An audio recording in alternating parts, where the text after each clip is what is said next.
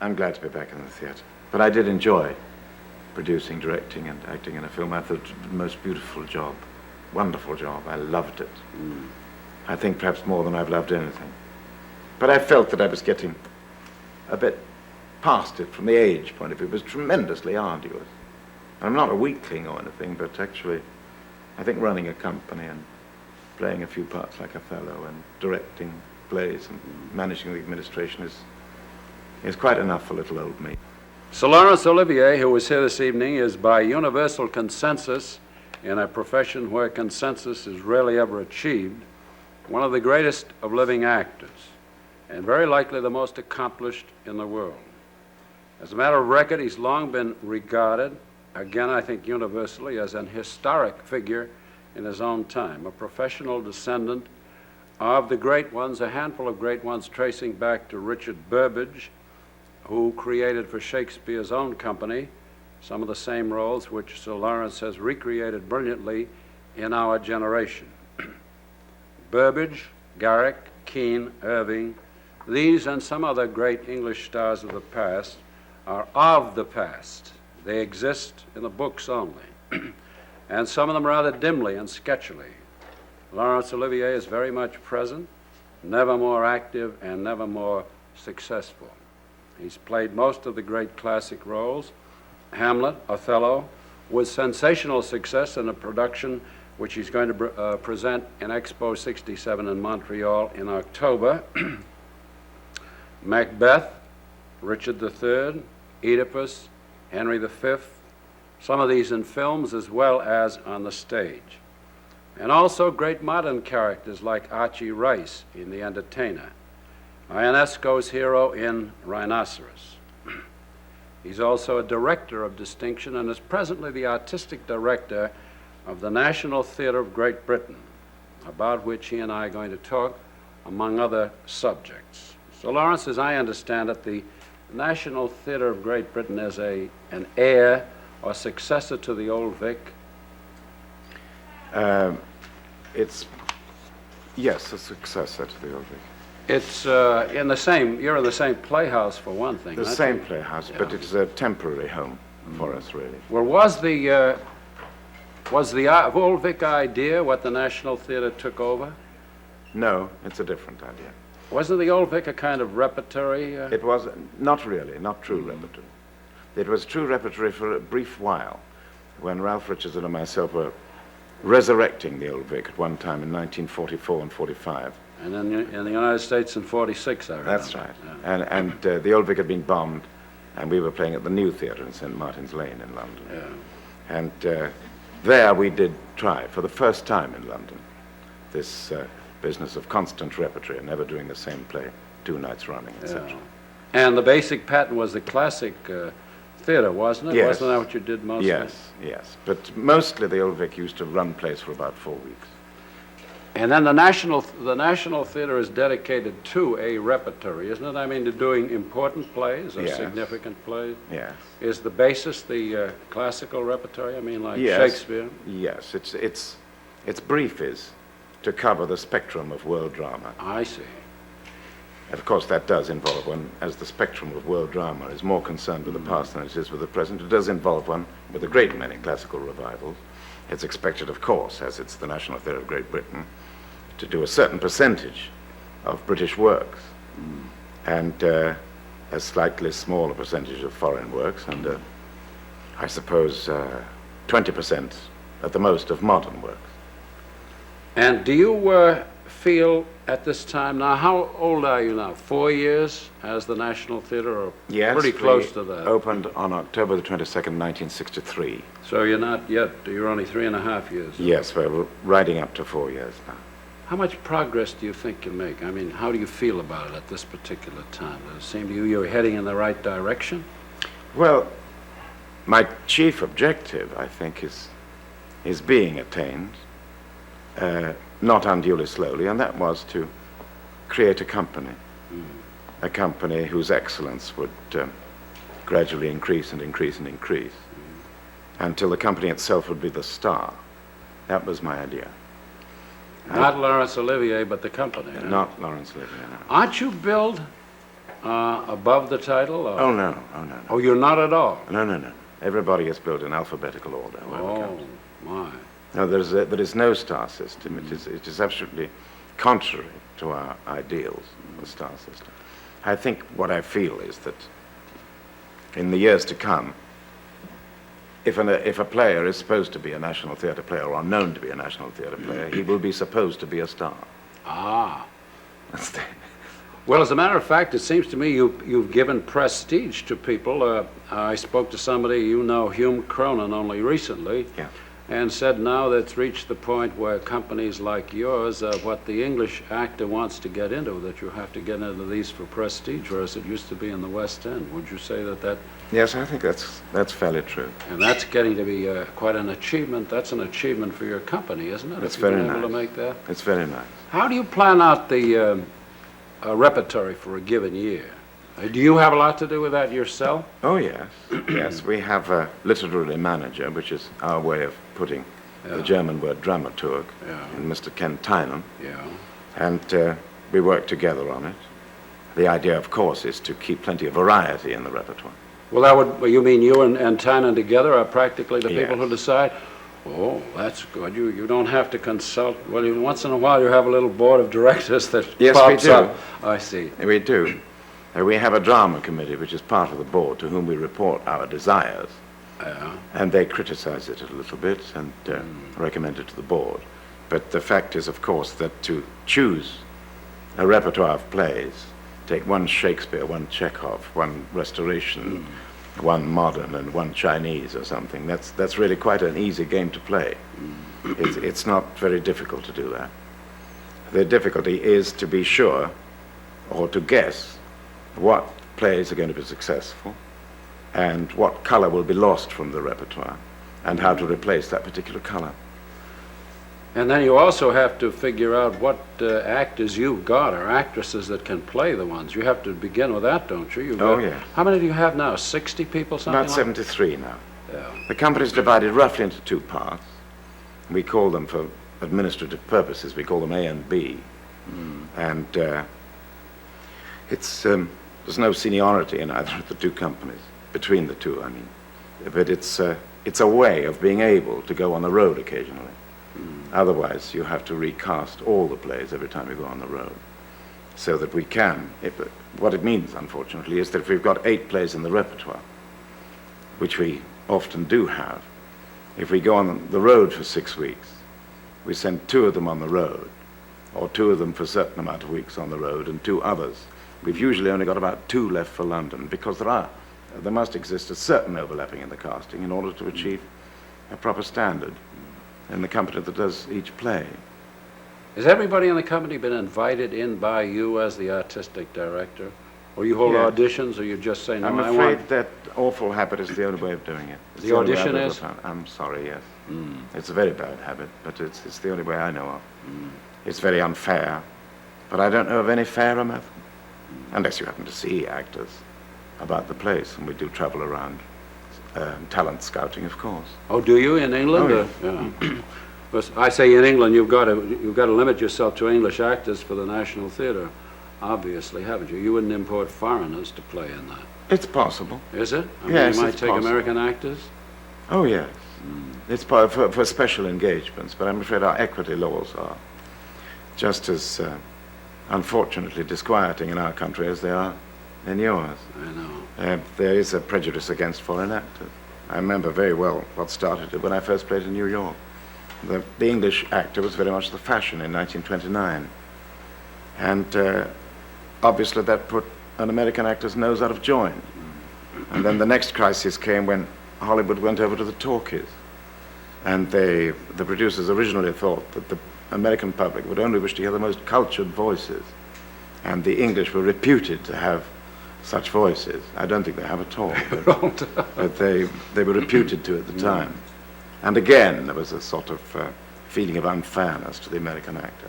Now, of course, all through the years ever since then, that situation has gone through varying degrees of pressure. In England, for some years at a time, they say it's not fair that so many American musicals come over with so many American artists in them, and now all our actors are out of work. I wish there could be absolute freedom. I wish there could be complete free interchange. But like all those ideals, whenever you try to work it, something turns up that makes it seem unfair. Some people seem to feel they have a raw deal with justification. And so you can never quite achieve that end. But the English law is, I suppose, roughly what the American law is. You have to prove that the foreign artist is essential for a particular part. Well, we very rarely take in people to play one particular part of the National Theatre. They should take part in the repertory. They should be able to do 2 or 3 or 4 different things. Otherwise, I think the audience, the peculiar interest of such a company is denied to the audience unless they can see their actors doing all sorts of different things, which is the thing they begin to enjoy, a spectacle that they begin to speculate about, as you might about a football match, which is, I think, a good thing for the theatre. Do the actors like this, being able to move? Yes. They enjoy it? Yes, very much. Takes away that curse of the long run anyway, doesn't it? That Absolutely. tedium. And do you give them a chance, for example, to stretch themselves? I remember reading, I think it was Maggie Smith plays Desdemona in Your Othello. Now, had she played that type of thing before, or was this something? No, never. Yeah. No, never. So this gave her a chance, and everybody, as I read about it, they discovered that this was a remarkable Desdemona. Yes, it is. It is. No, we should never. But then she is a comedian, and I believe that comedians are more valuable than hidebound so-called tragedians. Really? I think so, because there's something a little more akin to nature about a comedian. There's something more human about a comedian. And I think when they come to play tragedy, they give it an element that it doesn't usually have, that it's tremendously valuable. It makes it extremely much more human. Ah. You mean they're closer to humanity? Yes. Less elevated, less... Yes, less perhaps concentrating on some very noble and high up dimension or other. Well, then they're taught not to take themselves too seriously. And I think a person who is purely a tragedian is rather like a vocalist. You know, they've got a precious gift. And a vocalist has it here, and you know, they think about that all the time. I suppose a pianist thinks about his fingers all the time. I suppose he has to. And a tragedian, I think, is inclined to think about the extremely moving, noble nature of his work all the time. And I think that tends after a while to make them a little inhuman. And I think the comedian is the most valuable thing that theatre has. Well, that's surprising. You've worked, of course, between the two. You've played everything from Malvolio up to Othello and Yes. a few of the noble tragic figures like... Yeah. You spoke about the voice, and I read that when you played Othello that you worked on your voice with a coach in order to extend the range. How do you do that? Like, do you take singing lessons or what? No, I just shouted, really. I just strengthened the voice by You exercising. mean you did it by yourself? No, with a teacher. Oh, With a teacher to make sure that I wasn't doing it any harm. yeah. I did actually, over about 6 months, get myself five more notes in the bass, which was, I thought, essential for the part of Othello. I think I think Shakespeare wrote Othello as a bass. For a bass voice. Verdi wrote him as a tenor, but I think Yes. Shakespeare wrote it for a bass. I know the record, which I've heard more than once, it is a different voice. It doesn't sound like what we think of as your voice. It's a deeper voice. It's a Yeah. richer voice. Yes, I think it is. I think Now, it is. do you sustain that all the way through in that performance? I haven't seen Yes, it. I don't think absolutely. There are some moments when your voice is required to go higher. Yeah. But I try to sustain the reverberance. I try to sustain the resonance. And that's done with a certain amount of training and practice. In the Othello, I would say, is the most spectacular success of the National Theatre. Would you, is that correct? No, I don't think it is. That's the one that they fight hardest to get tickets for, Yes, isn't it? they do, but they also fight hard to get tickets for the Royal Hunt of the Sun. Ah, They also, now they're fighting like anything to get tickets for an absolutely new play we've put on, by a young author called Rosencrantz and Guildenstern Are Dead. Yes. You can't get tickets for that. Ah, that must be. We've revived The Dance of Death. I'm grateful to say that is also equally. Is that difficult. working, The Dance of Death? Very well. Very well. That's a fascinating play, but a terribly difficult one, isn't it? Very difficult. I think that Strindberg meant it when he gave it his title. I think he was thinking of the actor and the tightrope he was going to be walking along and trying to avoid the wrong laughs and get the right laughs, because it does reach almost an absurd nature of drama at times. Well, it's tragedy that does seem well, I hadn't realized there was any absurdity into it until I read that you were playing it and getting a lot of comedy out of it. Then I reread it and discovered there are a lot of things that the captain says that sound a little bit. Oh, it's very silly. funny. Yeah. I think Strindberg meant it to be funny, and I think perhaps the mistake that's been made up to now, it's not been done all that often. It's very rarely done. But people have been wishful to avoid laughs in what they thought were the wrong place. They considered it was a tragedy, therefore it should have no laughs, which of course is, I think, a mistake. Well, don't you think it's a serious play? You don't Very think it's serious play, yeah. but of course a serious play must have some humor about it, or the audience can't continue to take it very seriously. Well, the actor's problem then is what you said before. You have to sort of walk a tightrope in Yeah. order to keep it serious without being too solemn. Yes, but I'd like to think that we were approaching a period in the drama when, see if I explain just how the more dramatic, the more surprisingly dramatic, the higher the heights you determine to scale in a tragic role, you have, in order to achieve that, to run a great risk of getting close to absurd, perhaps. Ah. And the closer you get without being absurd, of course, probably the more startling your tragic effect is.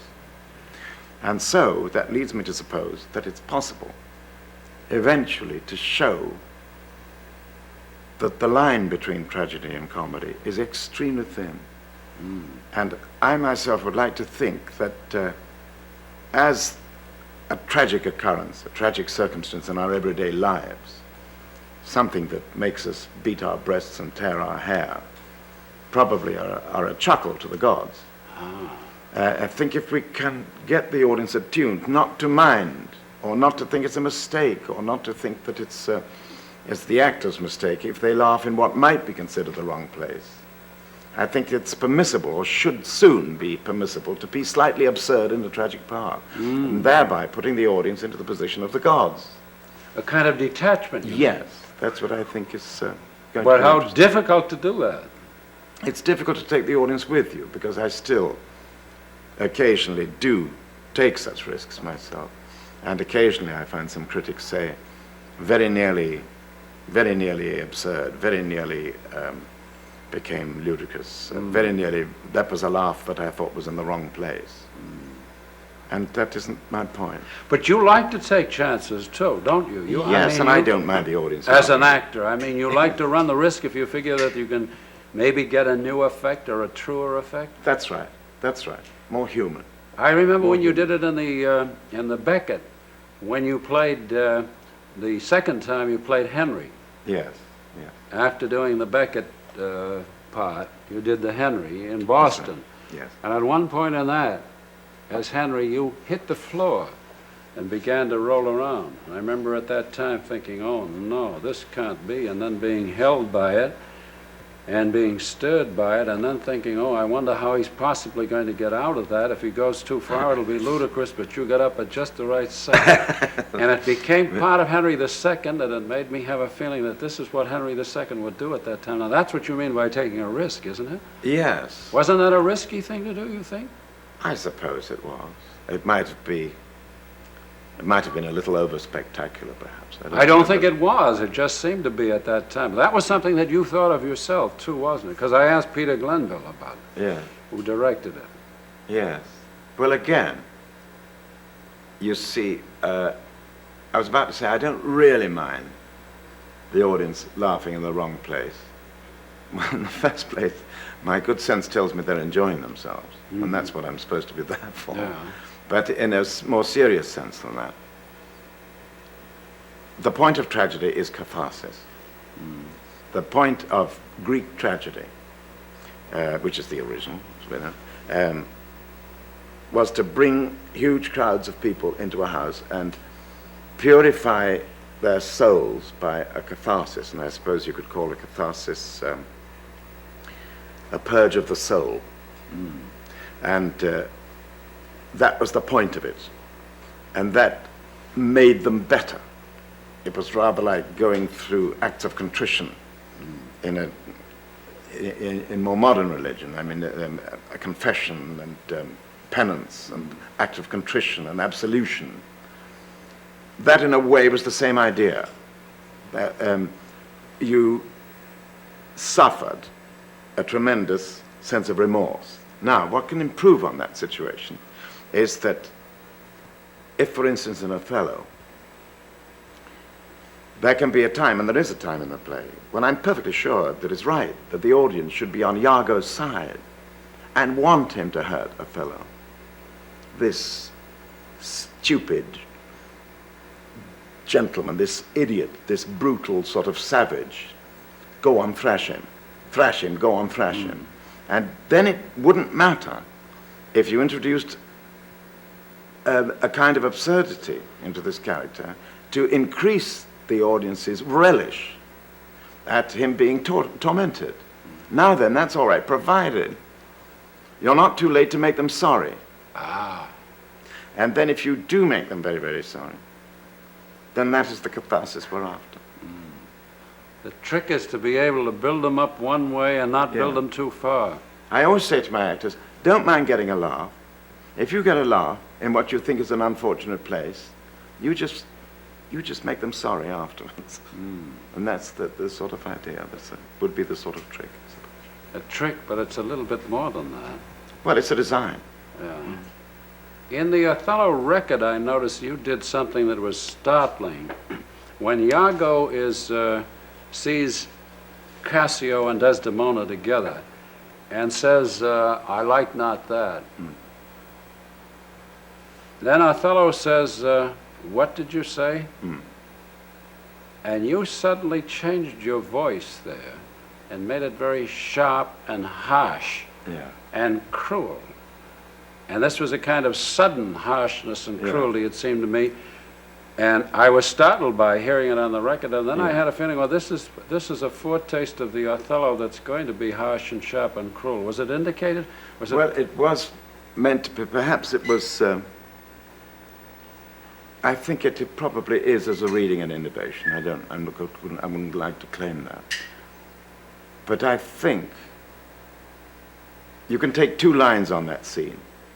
Otherwise, that it's mostly, I think, usually that he's completely innocent and innocent of what Iago means, and only gradually does he realize what Iago means.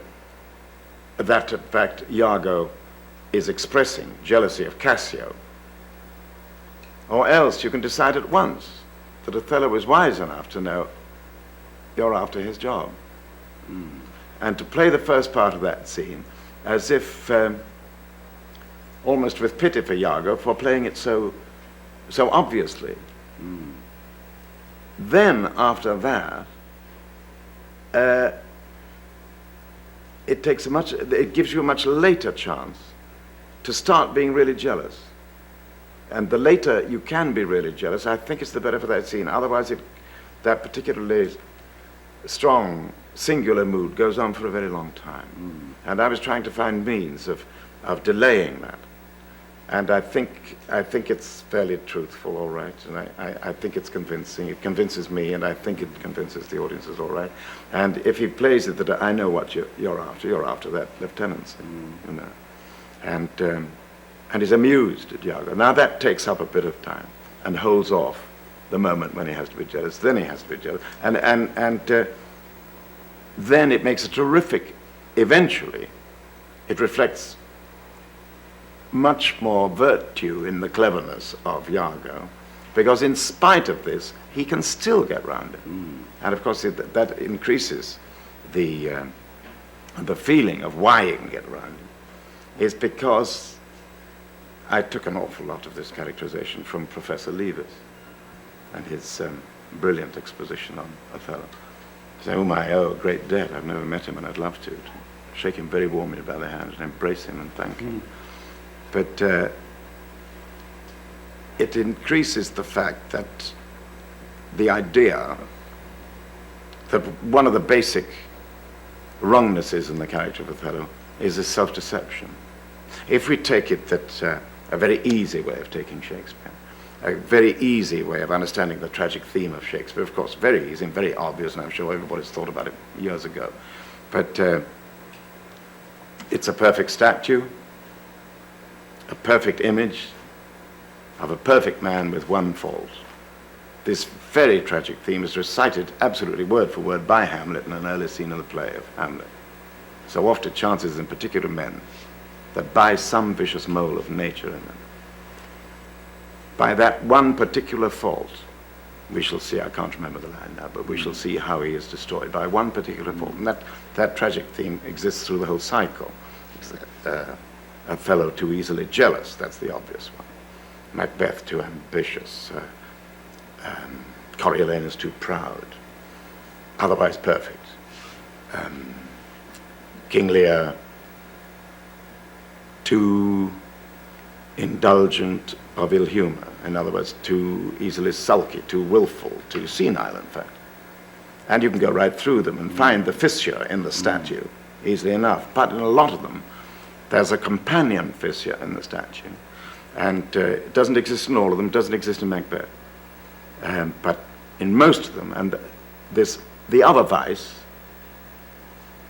is self-deception.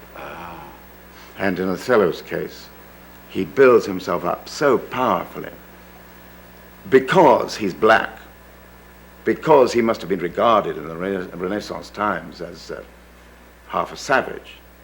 He exists in this perfect picture of himself as being so cool. He gets himself a reputation that he's this patient, wonderful man, nothing can move. He'll never be jealous. I've seen him, Iago says, when he's in battle and his older brother's been killed at his side, and he's just cool as a cucumber, goes straight on. And the way he tries to sell the perfectness of his soul to the Senate is in the manner of a man who not only wishes to present a certain image of himself to other men, but to himself. But you think he's sold on it himself? Oh, or? yes. Oh. I really think he believes now that he's not capable of jealousy and not capable of savagery. But the fact is that by two of the mildest hints in the world, Iago can persuade him that his wife has been unfaithful. By two absolutely unproven, almost absurdly unlikely details of circumstance. And he believes it, wow, like that. So, his sin, his besetting sin, is that bad part of love, which is to hurt. The besetting sin, which eventually is murder, is really the delight in being angry. A person who is quick to temper is the incipient murderer, because eventually you're going to enjoy strangling somebody. Now Shakespeare knew that, and not only that, he knew how to pack some thrills into his plays. Knew the idea of a black man strangling a white girl was pretty good. Theatrically exciting. Sure, Yeah. Yes.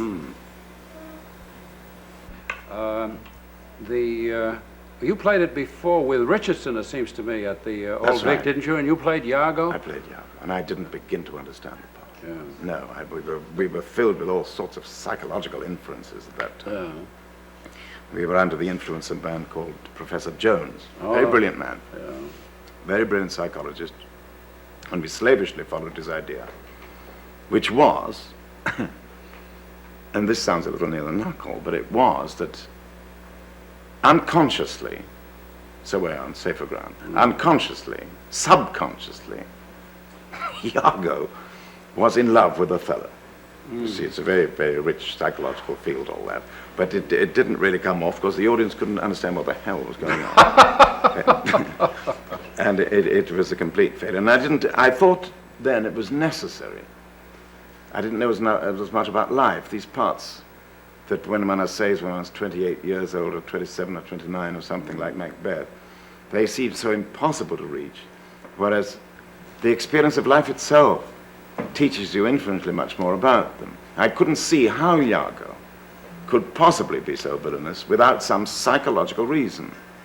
Well, of course, you can still play about with psychological reasons that he doesn't get on with his wife or something, or something of that nature. But when I was in the services, I realized during the war that there was nothing more necessary to make you want to kill somebody than that somebody other than yourself should get a half stripe more than you had yourself at the time. And if you thought you were worthy of that half stripe, more worthy than another, but I'm afraid I saw it happening with a lot of people in the service in which I was, and I suffered it myself. And I ran into experiences that were very interesting and very petty and childish, but you get like that in certain circumstances in a service which depends upon your rank for your circumstances. If you are sitting at a dining table and an arm comes over your shoulder, if the condition of your life makes you form the habit of looking at the sleeve to see how many stripes there are before you look up to the face, so as to adjust your expression accordingly, those circumstances do bring out the pettinesses in human nature very much, and it's very natural.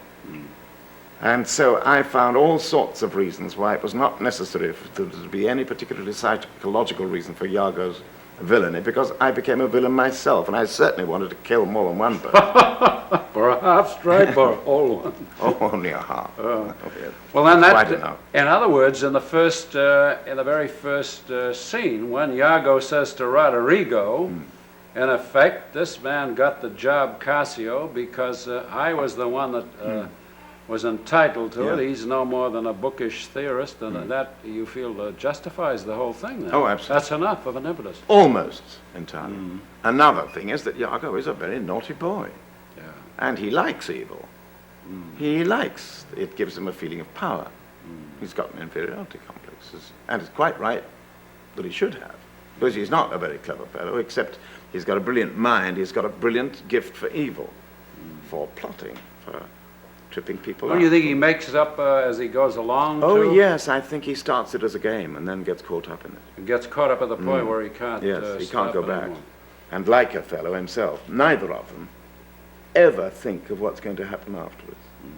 Iago goes on, his plots, whether it's going to work all right, then he's going to kill her, and that's going to be absolutely, he never thought what would happen next. Well, it's going from moment to moment. Never. And the fellow says, I will kill her, I will kill her. And he never thinks of what happens after. Neither of them do, it's very interesting. Did you work this whole thing out from Professor Levis on paper when you began? From Professor Levis on paper. He started really the germ of the idea, from which grew an multitudinous other things. But you don't figure out, for instance, the reading of that line after Iago says, I like not that. And then the interpretation of the line that follows, did you read that into the play when you began to read it under the Yes. influence? You did right away? You said I was it that searching, I must say, I beg your pardon, I was searching for a technicality, Yeah. a technical justification for playing the scene in what I might kid myself was an original way. Yeah. That's the truth. It's perhaps a bit too Well, far. also, it's a startling way you read the thing. This is the way it comes across in the record, that it's suddenly startling. There's a change in the tone of Othello's voice and a change in the pitch of Othello's voice. Too, that rouses the playgoer. I always thought that when he says, what dost thou say? Yeah. It wasn't because he couldn't quite hear. Well, I thought that it gave me it gave me anyhow an insight that may be quite worth it. do you work out a lot of them on paper in advance, or do you, once you get moving on the in the theater, begin to develop some of the physical action that you're going to? Oh yes, right away.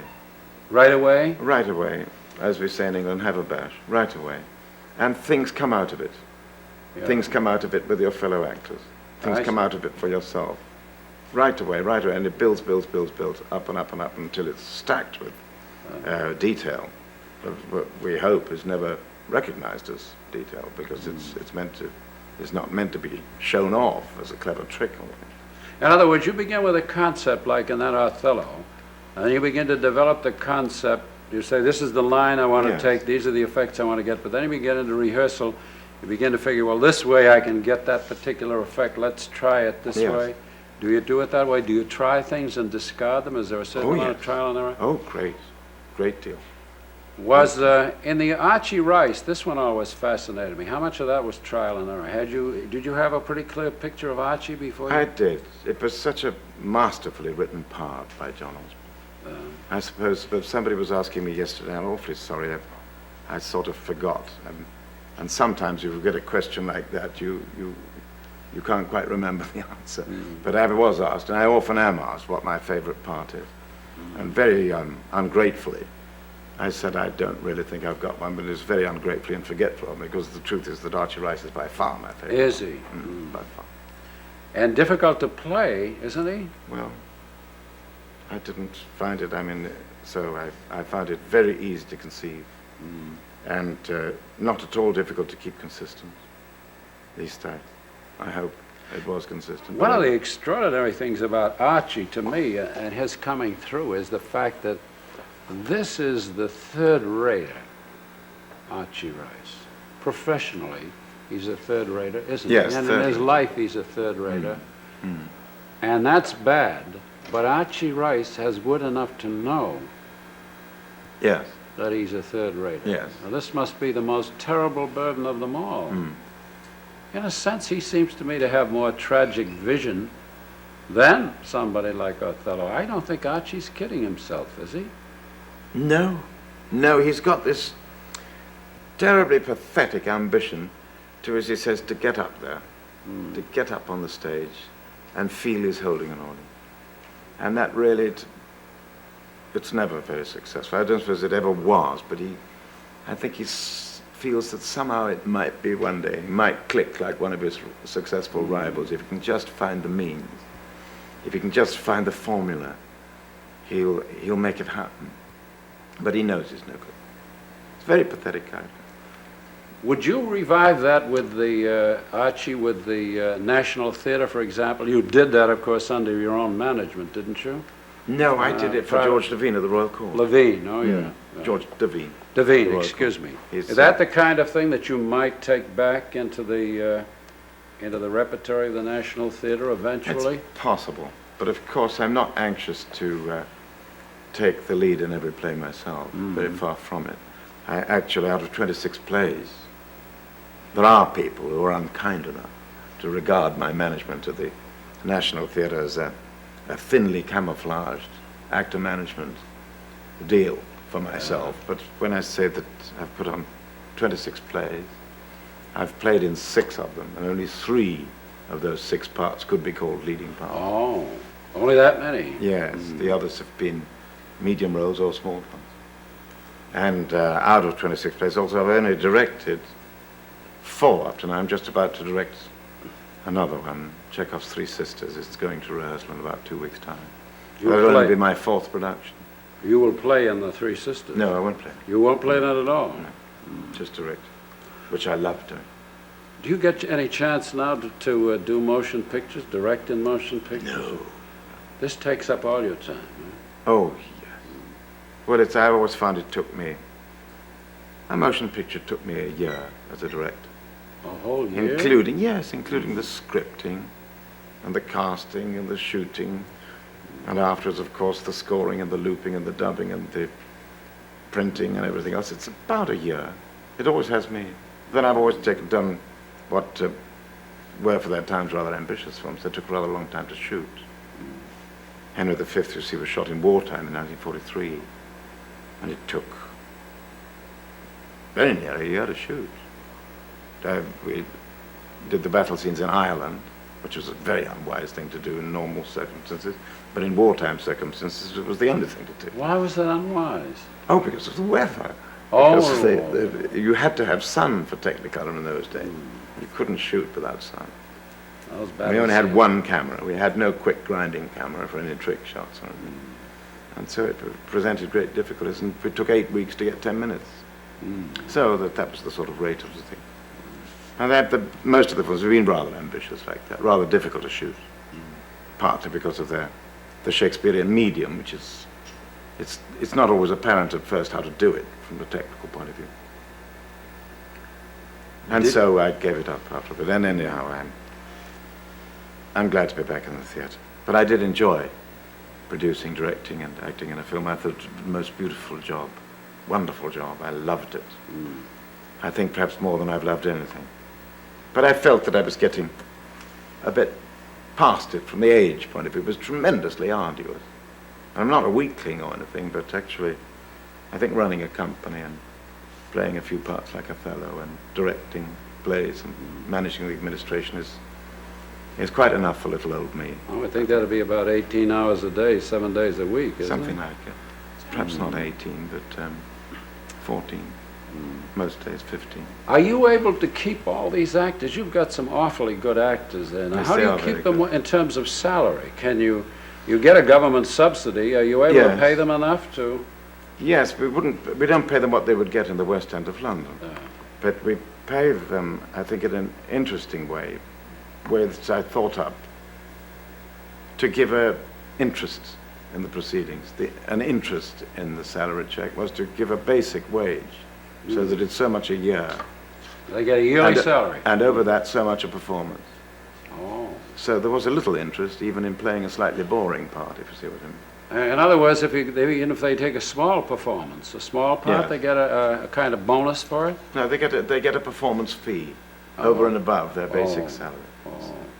And this And I makes think it, it's a good way to work in a repertory theatre. I would advise it. I would recommend it to anybody who was going to try to run the same sort of thing. the actors have been happy about this generally, though, haven't Oh, I they? think so. I I mean- think they're very happy in the work, and they're very good actors, and they're very conscious that they're improving all the time. And that's a very good feeling for everybody. Paradoxically enough, it's sometimes true that the only way to keep a good actor is to let him go for perhaps a year, and then, guarantee to oneself at least that they'll come back, and they do. We've got out of the first company we had, which was the inaugural production, was Hamlet with Peter O'Toole. And certain of our leading actors left us. Diana Wynyard most unhappily died. But in spite of that, out of that first company of 35 people, after 4 years, we've still got 16, all very good. My God. All of them very good. That's quite a That's good a record. Really. It tremendous doesn't sound much, nucleus, but too. yes, it's good. But in the workings of a repertory theatre or of any sort of permanent theatre, I think it's pretty good. We can't give them salaries for very many years. I mean, contracts for very many years, because it's we'll be running the gauntlet too much with the economics of the times that there may be in the future. If you can't take on too big a load. How much experimentation can you do, I mean, safely with your nucleus of 16? How many times can you say, Well, we've got 73 altogether. yeah, We feed in from the bottom usually all the time, and there's a very special part that nobody in the company can quite suit as well as some other actor that one happens to know, and that's very rare that happens. are you watching all the time? I mean, like you say, Maggie Smith, Desdemona. Nobody thought of her. Everybody got excited when she did Desdemona. Are you watching all the time saying, well, now this is an actor that I can put into a different kind of role and extend her? Oh, we've just His- done that again with Geraldine McEwen, who's a brilliant comedian too. She's playing her first dramatic role in The Dance of Death. She's playing Alice in The Dance of Death. She's never played a role like that before. She's That's always been regarded the as wife? The wife, yeah. Oh, my. And she makes up old and is very convincing and very strong and very good. She's a brilliant farceuse. A real sort of dish, as a rule, is what she's made an enormous success in, which is The Flea in Her Ear with a Fado farce, in which she's going to play. That's one of those you're bringing to One of those to Canada. Canada, too. What's the background of Flea in Her Ear? I don't seem to know. That's one of those old farces that he wrote like Hotel Paradiso. That's right. It's just a very light-hearted Very play. funny, I think. Yeah. Very funny. And on this case, you're able to play light farce and say, well, this is a part of the theater? Yes. Yeah. Oh, sure. Well, that's an achievement, isn't it? Don't we tend to identify repertory with something solemn? A bit earnest. Yeah.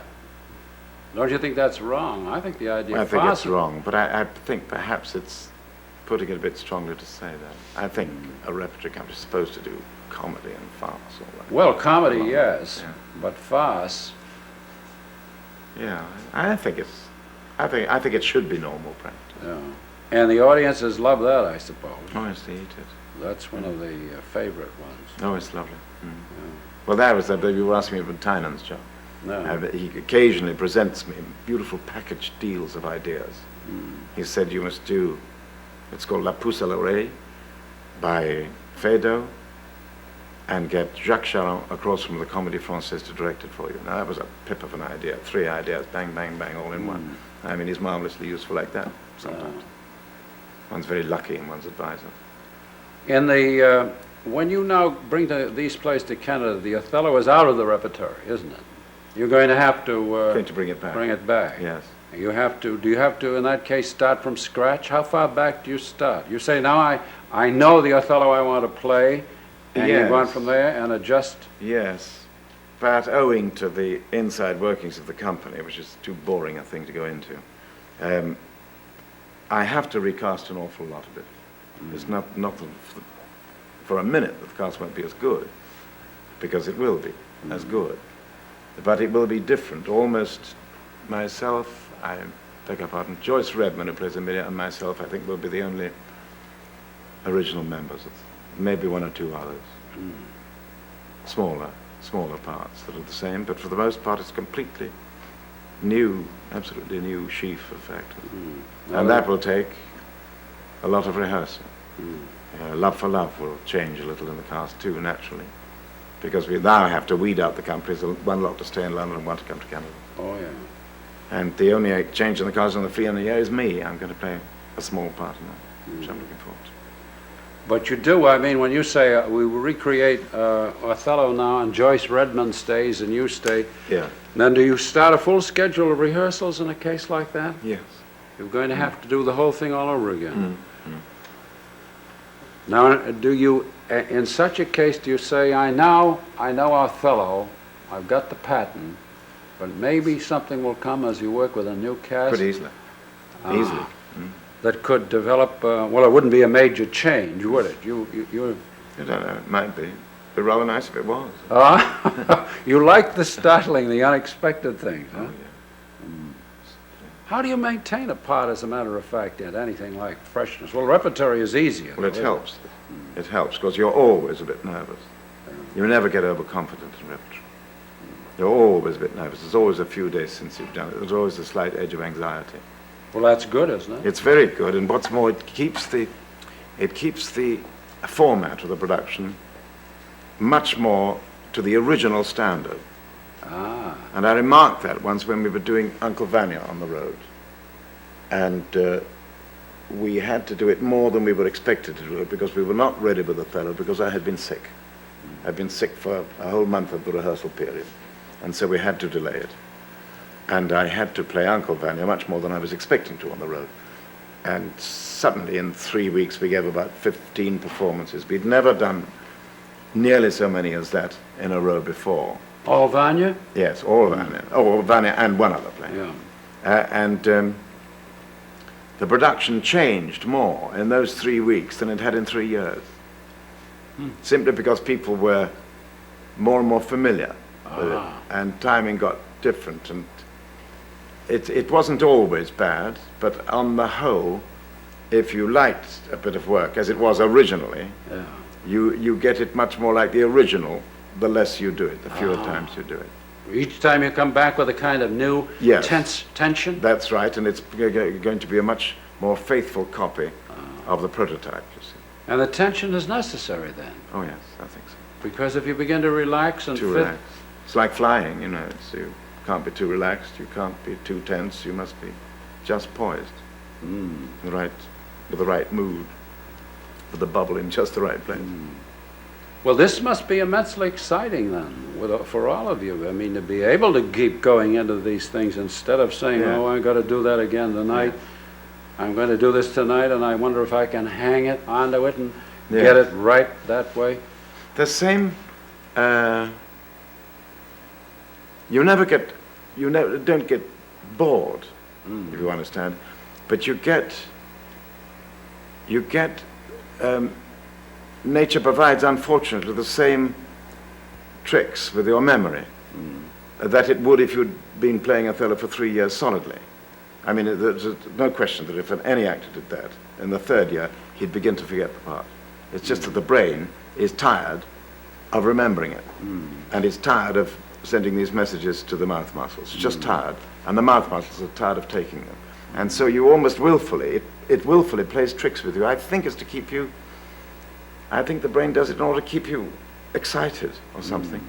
But for all that I've only played Othello about 150 times over the 3 years, that sort of process still takes place. Your memory plays tricks with you. You get very frightened. You get whole periods of some months when you have such stage fright, you don't know how to get on because you're suddenly so frightened of forgetting it. It's all imagination, and you know it is. But at the same time, it's always very difficult to deal with, isn't it? After all those years, you, Laurence Olivier, can go on the stage and say, oh my God, I wonder whether I'm going to make it tonight? Terrified, yes. Often. Well, is that good or bad? I would think that would bring you up to a pitch. Can't you could cover, I think from your experience, you'd be able to cover that over. Cover up, all right. But you always think you might not be able to cover up tomorrow night. It's a trick of nature. Have you had performances that you thought were really fine? I mean, some that you thought, well, tonight I made it as Othello. Yes, and all the way through. And if you do, you're pretty sure it's not good. Honest, is that so? Yes, if you think, which is very seldom, but if you think that was pretty near perfect, something tells you, I bet it was terrible. I think a sense of perfection or a sense of achievement in this work is not a good thing. I think the work thrives on self-criticism. I sometimes think that acting is a masochistic form of exhibitionism. But it's masochistic.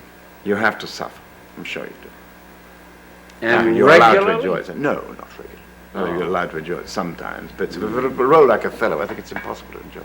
It's too painful. And physically, that must be an exhausting one too, isn't it, Othello? Oh, very much, and it's emotionally exhausting.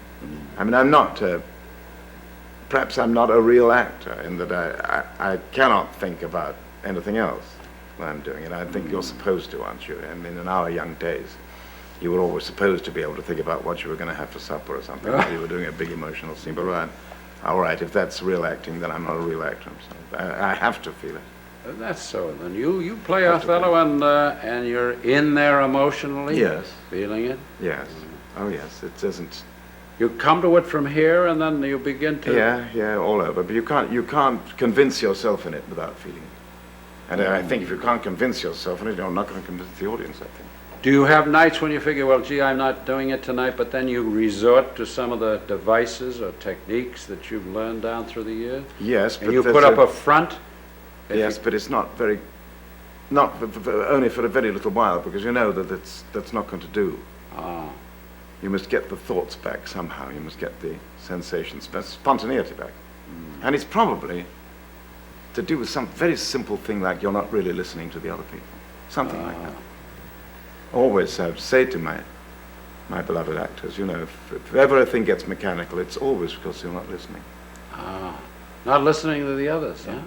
There has to be there can't be the isolation? That's right. You develop a pace, a rhythm that becomes unnatural because you begin not to wait for the other actors, the last two words of their lines or something like that, which if you hadn't done in real life, you couldn't possibly be that quick on it. And the speed of spontaneity is the only true speed. You know, you have to play a thing fast sometimes for technical reasons, practical reasons. You have to play a thing slow sometimes because of the mood of the play. And you vary those paces, vary those rhythms, all according to the way your wisdom teaches you. But in order to make that true in those rhythms, you must be spontaneous. There is no speed that is correct if it cannot be spontaneous. Would it vary from one night to the next in Othello, the speed, the right speed? Would it depend on what they give you? The others you've got to work with an Iago there for one thing. I think one's mood is thermostatic slightly, yes. Yeah. I think one's moods are slow one evening, and if you tried to force the pace, it wouldn't be true. And but it's not very much. It's not very much. Yeah. You can Feel lose for a self-constrained. while and then get back into it and play it later on. Well, you have to, yes. You have I mean, to. you can't lose it for very long. What happens if some of the others actors that you're playing with in a case like that, what if they're down one night? If their thermostats are lower than they usually are? Can you as the director say, pick it up, old boy? Or Yes, I suppose you can. Yeah. have you ever done that on the stage? Do you? Wake yourself up there, yes. Not really, No. not so that anybody would know that. Well, and the Dance of Death, I would think, the captain, you walk a tightrope the way you're playing that, according to the way you describe it, too. Now, Yeah. how if you get off there? Doesn't that require an awful lot of mental or intellectual nimbleness to hang on to that? Yes, it isn't as difficult as all that. I mean, it's not going to happen yet. In the run, you know, in the nature of things, God gives I you a see. certain amount of time I see, before the that fates start begins to- teasing you. Yeah, Yes. yeah. It's not going to go off the rails yet because it's still very fresh. But isn't that a toughie to hang on to the... Hold No, on I to that? don't find that difficult. It isn't. No. Because No, this I- man, after all, this is a pretty darn serious play. This is the first of those love-hate plays that are now so popular, like Virginia That Woolf. brings us back to something we were touching on a minute ago. Yeah. And that is that the more you live, the more years, really, and the more you experience, either as an actor or in life, parts come within your compass much more easily. Because your instincts all the time have been broadening without you properly realizing it, I expect. And your appreciation, your perceptions have been taking things in like little electrodes. The problems that stand between oneself and the realization of a great role like Macbeth when one's 28 aren't there anymore. You know so much more about life, you understand. And a man like the captain, I mean, there's not a single thing that phases me the least bit about it. I know exactly the way human relationships can go now. And what can trip absolute quarrels that exist and luxuriate in grievances for months at a time, you know all those things, either for yourself or through your friends or through general appreciation of all that's going on around you. Well, thank you very much, Sir Lawrence, for your time. And I look forward to seeing you in Canada and regret that you're not going to be able to play this time in the United States, but hope you will soon. Thank you Good very night. much indeed. Good night.